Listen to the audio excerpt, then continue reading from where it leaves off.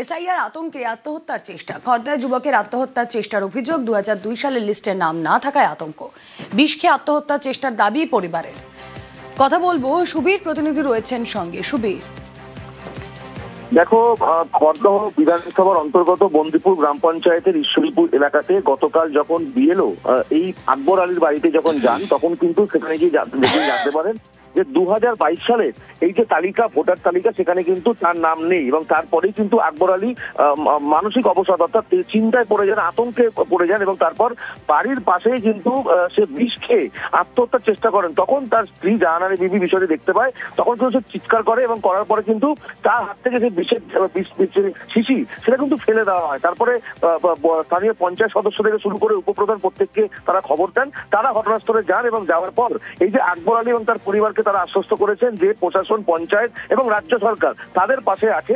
কোনো রকম ভাবে কিন্তু তারা এখান থেকে অন্যত্র তাদের যাওয়ার কোনো বিষয় নেই। এবং এই আশ্বাস পাওয়ার পরে কিন্তু আশ্বস্ত হয়েছেন এই আকবর আলী এবং তার পরিবারের লোকজন।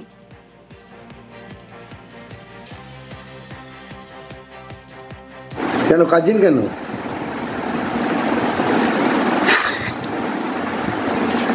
সব ডকুমেন্টস আছে আমার কাছে, এই স্যার কি সব চলছে। আমার খুব ভয় লাগছে বলে এবার কালকে আসছে বীজ খেয়ে দিতাম। সুসাইড করতে যাচ্ছিলেন? এসআইয়ের ভয়। আপনার তো ডকুমেন্টস আছে, তো ভয় পাবার কি? তাও ভয় করছে, যদি কোনো কিছু হয়। একটাই ছেলে, যদি তার ভবিষ্যৎ খারাপ হয়। আপনার কি একটাই ছেলে? আমি তো জানতাম না, আমি তো বাড়িতে আছি, উনি তো বাইরে ছিল। যাতে কোনো অসুবিধা না হয় সেটাই আমি চাই।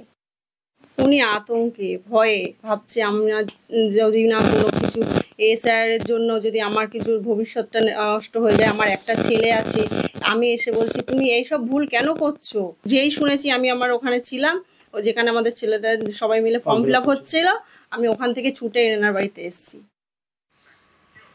এসআইআর এ মৃত্যু, এসআইআর আতঙ্ক ঘিরে ধরেছে যবে থেকে এসআইআর কার্যকর হয়েছে।